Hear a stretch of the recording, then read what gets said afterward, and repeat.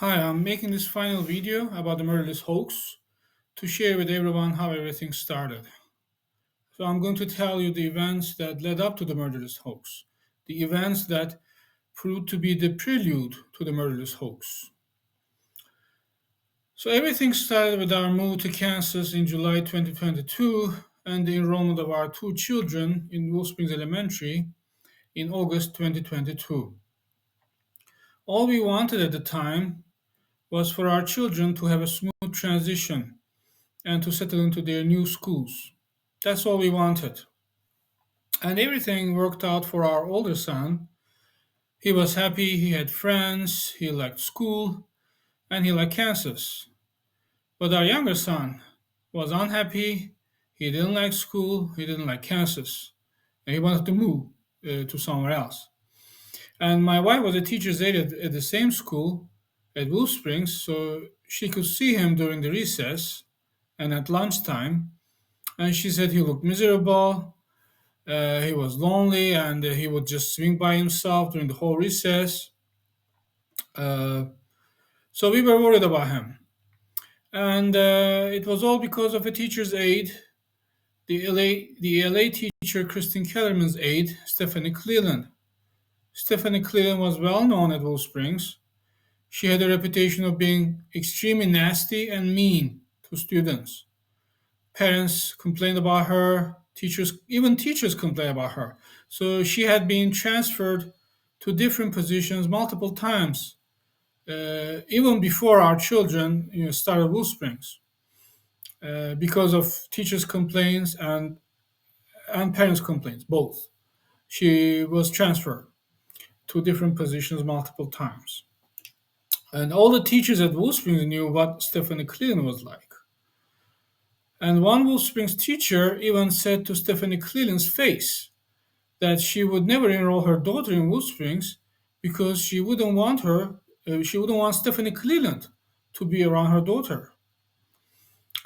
And Stephanie Cleland treated our son even worse than she treated other children.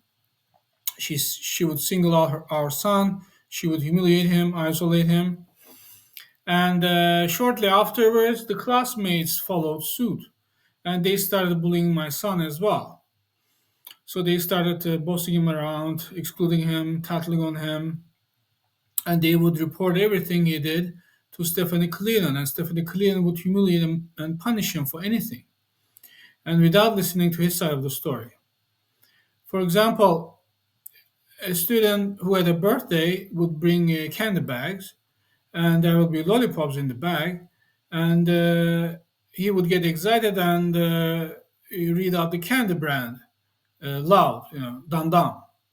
And when he said dum dum, his classmates would report him for saying mean words. And then he would be humiliated and punished based on the classmates' reports. So these are small things, but when incidents like that happen all day and every day, and when a student is targeted by a teacher, by his or her teacher at school, it starts taking its toll on the targeted student. And it also turns the classmates against the targeted student. So this is a typical bullying, and when bullying remains unchecked for a prolonged period, bystanders become accomplices of the bully and start bullying the victim themselves. So they join in basically. And in our case, my son's classmates and his ELA teacher, Kristin Kellerman, came to be Stephanie Cleland's accomplices over time. We watched our son getting worse and worse gradually. He was getting more and more depressed at home, getting more and more sensitive at home. He didn't like school, he didn't want to go to school. So we were worried, and when we had our first parent teacher conference on September 28, 2022, we shared our concerns with Kristin Kellerman. We said our son was getting bullied, and it was all because of the way Stephanie Cleland treated him. Kristin Kellerman said she would take care of it, and she reassured us, and we believed her. So we left the parent teacher conference with the impression that the situation at school would change right away. The situation did change right away, but not for the better, for the worse. On the next school day, Stephanie Cleland treated our son even worse. And the entire week following the parent teacher conference was very bad. The situation was worse than before. And on Thursday, our son had a very bad day at school. And the next morning, Friday morning, he had a breakdown at home before school. So we could hardly take him to school. We actually ended up dropping him off in the counselor's office, and he stayed in the counselor's office until he recovered. After he recovered there, he went to Stephanie Cleland's class. So the same morning, I sent an email to Kristin Kellerman and accused Stephanie Cleland of emotional abuse. I CC'd the school principal, Meaghan Graber, on the email as well. I couldn't send an email to Stephanie Cleland directly because Blue Valley has this strange rule. Parents and teacher aides can't communicate with each other directly. Teacher aides are given institutional email addresses, but they aren't allowed to use their institutional emails to communicate with parents. So they only use their institutional emails to communicate with other staff members. Teachers are mandated reporters, meaning that they must report suspected child abuse. If they see any sign of child abuse, or if someone reports them child abuse, they must report it. Failure to report is a misdemeanor, actually. So it's a crime and the ground for losing teacher's license. Kristin Kellerman and Meaghan Graber received a child abuse report from me, and as mandated reporters, they were obligated to report it, but they didn't. Because Meaghan Graber and Kristin Kellerman, as mandated reporters, failed to report child abuse, suspected child abuse, failed to report my report of child abuse, they should face criminal charges and lose their teacher's license. But Meaghan Graber is still the principal in Blue Valley, and the last time I checked, Kristin Kellerman was still a teacher in Blue Valley too. So instead of reporting my report of child abuse, Meaghan Graber and Kristin Kellerman covered it up and devised schemes to retaliate against me and my family for accusing Stephanie Cleland. Later, we found out that Kristin Kellerman poisoned the entire school and turned the staff members and parents as well against our family. So, to be more specific, it turned out that the entire school staff heard about my emotional abuse email.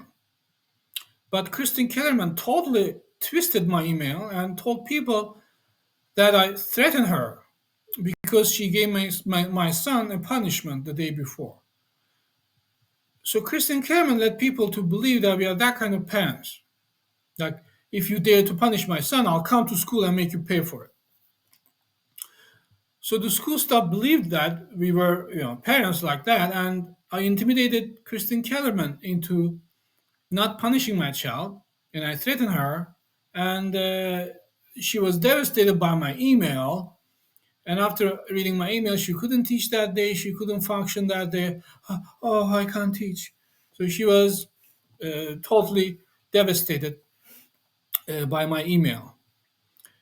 And in that email, I accused Stephanie Cleland of emotional abuse, not Kristin Kellerman.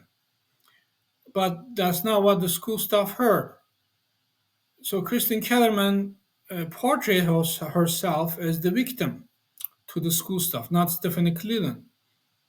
She knew she couldn't portray Stephanie Cleland as the victim because, like I said earlier, everyone knew what Stephanie Cleland was like and how she treated kids.